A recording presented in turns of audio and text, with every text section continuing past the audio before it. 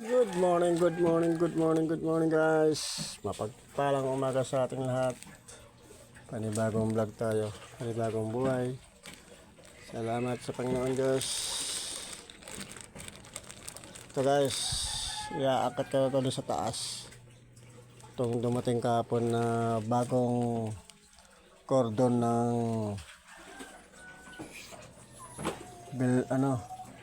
inverter welding machine natin na bagong order din. Ang problema maiksi yung pinaka niya, cordon na pang welding, kaya order tayo ng 10 meters para hindi tayo mahirapan sa pag welding guys. Reserva na lang yung yung dati niya.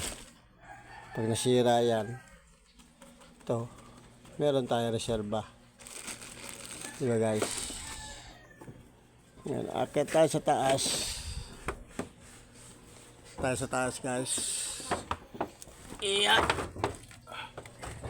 At dadali natin sa taas tong bagong cordon. Bago dumating yung asawa ng anak namin maganda.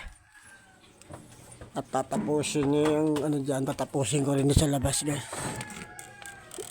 Yung paglalagay ng flashing. Tapos lalagay natin ng Volcasil. Ayan o. Yan ang itsura niyan guys. Pag natapos na ito na lang punta ron. Lalagyan ng mga brace yan ganyan. Yan. Ito yung tinarabaho natin kahapon. Kasi pumasok na yung asawa ng anak namin na maganda. Tumutulong-tulong dito yan pag galing trabaho, dadaan dito. Dito na yan siya mananangalian. Bago umuwi sa kanila, mananangalian muna dito bago pahinga na konti uwi. Doon na, matutulog na. Tapos babalik dito na mga bago mag-5. Dadaan dito para pumasok naman doon sa trabaho niya. Ngayon rest day ngayon yung guys, Lunes. Pero pang umaga na siya, kaya ngayon Lunes sasamantalahin niya ito. Yun na tatapusin niya na lang yan.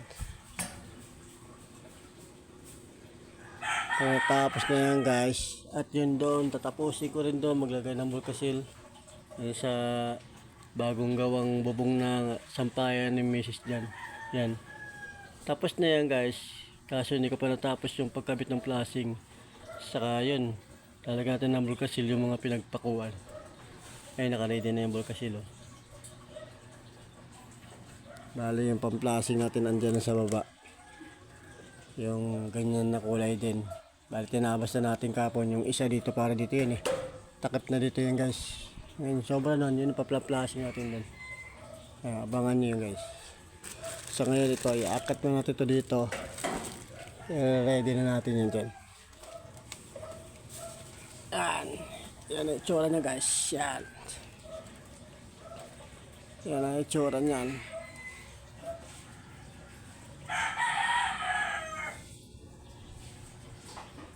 Yan o. Pinagdudugtong-dugtong lang namin yung mga putol-putol. Bale, mamaya tatrabahuin niya yung iba pag dudugtong-dugtongin yung mga putol-putol. Hindi naman tayo magaling na welder guys. Kaya yan, nag-aaral-aralan tayo yan. Kaya tutulong-tulungan namin. 3. Isa yung anak kong lalaki. Ayan o. Siyempre, kailangan mag-practice. Pasasaan ba't makukuha din yan. Kagaya nyo yung kinanao kahapon guys o. Minsan maganda, minsan pangit. Ganun talaga. Kaya pag nagamay na yan, tuloy-tuloy na yan. Sika grinder na lang niya yan mamaya. Yung mga ambok na pagkaka-welding. At ito lalagyan natin doon guys. Terno pa doon sa bagong order namin na welding machine Inverter welding machine. Kulay orange din yung cordon niya. Pakita ko sa inyo guys yung niya, maliit lang Kaya umorder tayo ng mahaba para kung doon man yung makina na yan, yung pinakamasin, kahit dito kaabot. Eh yan eh. Pag ano, kailangan pandalhin doon. Kaya doble pagod, doble ano. Imbis na tuloy-tuloy lang yung pag-welding mo, naabala ka tuloy sa kakalipat-lipat niyan. Kaya to, umorder na tayo ng mahaba. Kahit sa baba pa yan, magagamit mo sa taas. Kahit sa baba lang yan, pinakamakina niya. Kita ko sa inyo guys, maliit lang yan. Dito lang muna kaya. Pero magagamit pa rin natin yung reserva pag nasira yung pinaka, ano niya, pinaka pang-ipit. Ay, si Bunso, papasok na. Papasok na si Bunso.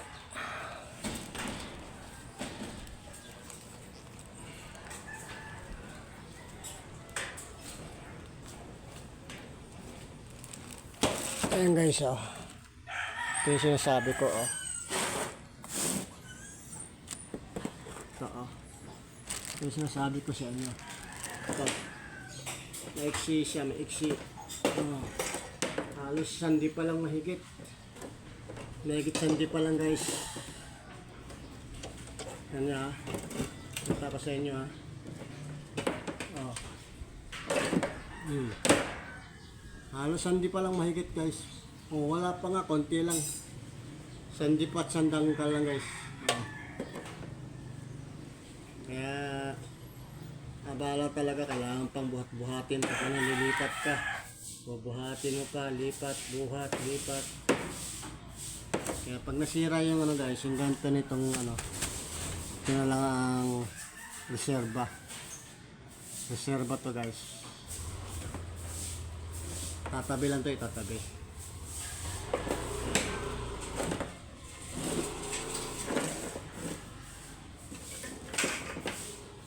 Diba, steady na siya ngayon. Hindi na ngayon kailangan palipat-lipat.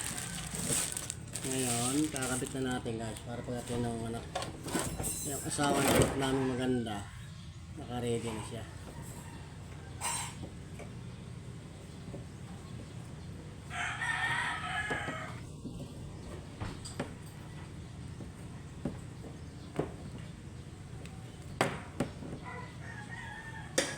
Kakabit natin ngayon siya guys.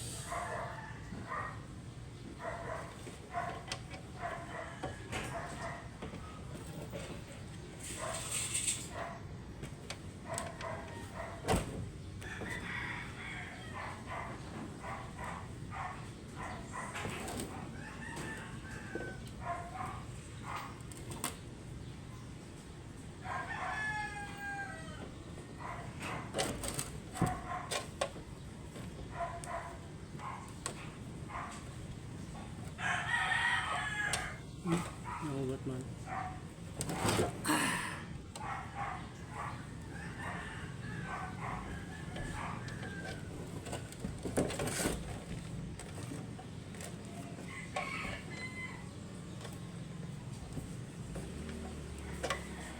Nahugot pa rin.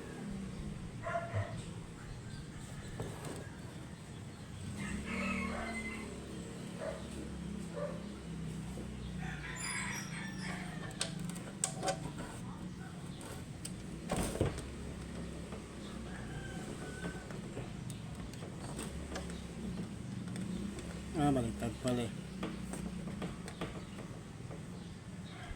Ayan guys, nakakabit na siya.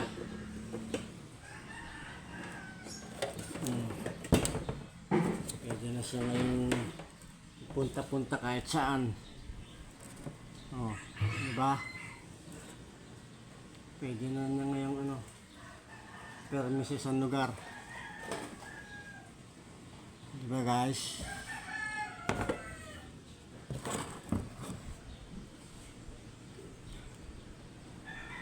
Ngayon, lipat na natin to dito guys.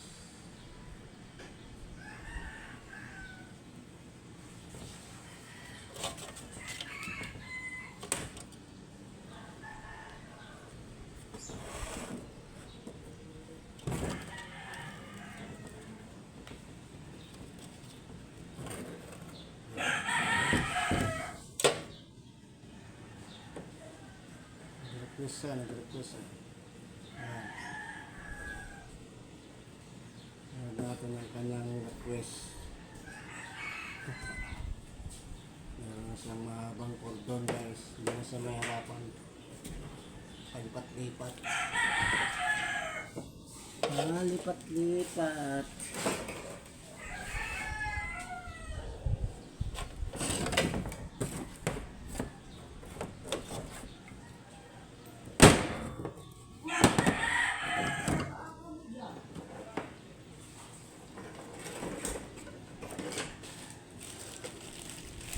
Ngayon, tatabi natin tong excuse me po. Tatabi natin to guys, tong luma. Hindi, bago rin to. Kasi bago pa lang yung order yung welding machine. Para kung masisira yung ano, may reserva tayo. Di ba guys? May reserva.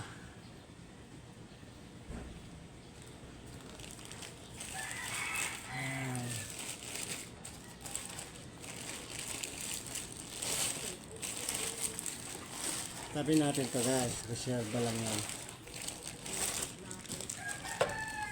Diba? Kung sakasakaling masira yan pang ano ng ano, meron ka ng reserva. Ngayon, dudugtong na lang siya niyan.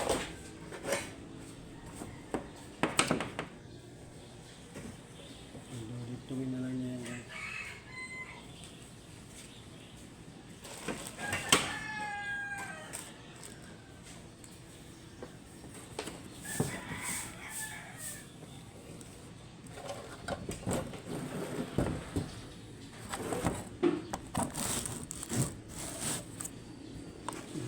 Guys, bababa na tayo sa baba at mag-aalmusal pa tayo.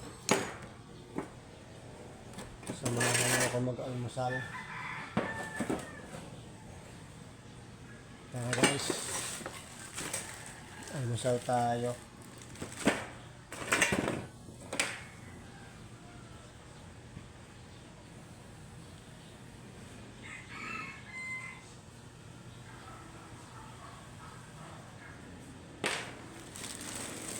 Tara guys, ito na. Ito na yung maiksing cordon ng inverter natin, welding machine. Yan o, terno pa siya sa ano.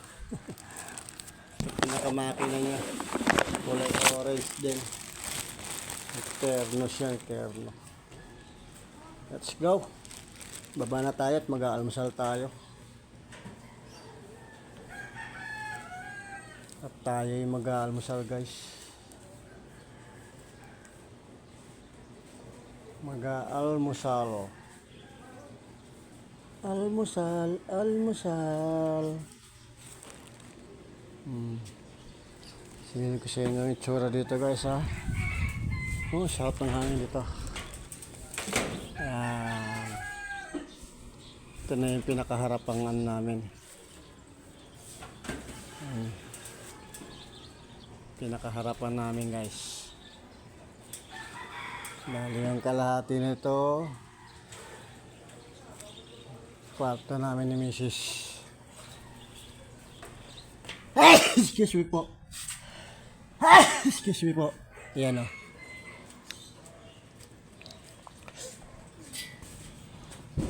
Excuse me po. Pasensya na kayo guys.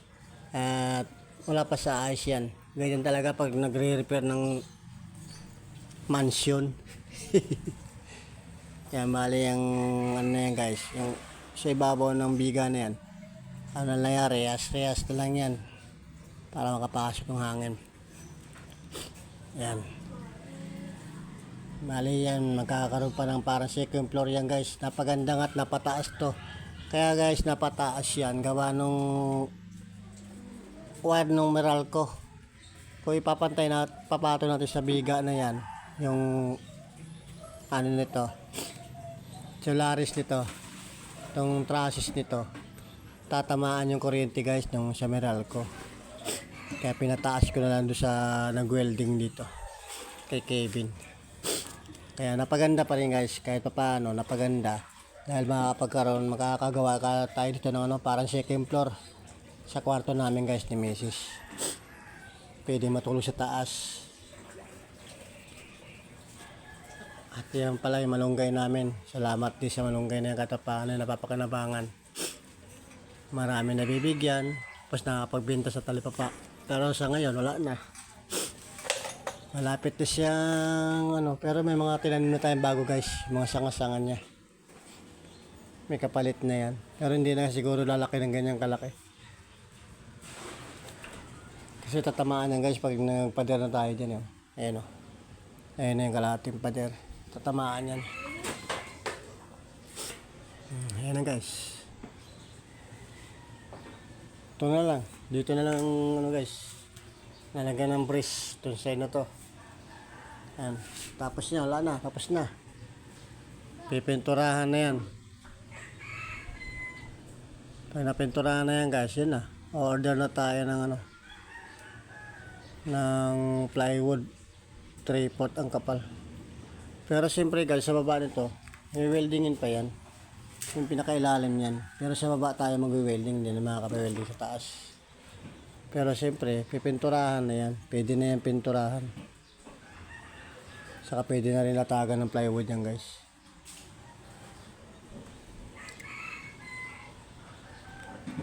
Yan nga pala itsura niyan guys. Eskwelahan nga pala yun dyan. Yan. Eskwelahan. Ng elementary hanggang grade 6 yan dyan guys. Ang high school nandun sa may Pag-asa guys. Kaya guys, babay na muna. At bababa na ako at mag-aalmusal para magawa ko rin yung aking gagawin doon sa harapan. Kaya guys, babay na muna. At mega shoutout sa inyong lahat guys. Sa mga followers ko dyan at sa mga bagong mga subscriber natin, salamat sa inyo guys. At sa mga bayani OFW, saan man po kayo sulok ng mundo, ingat lang kayo dyan guys. At kay Kuya Morton Tampis, ingat ka dyan kuya. Ganda talaga ng tanawin pag nandito ka sa taas. Kitang kita lahat ng mga kapaligiran sa paligid guys. Diba?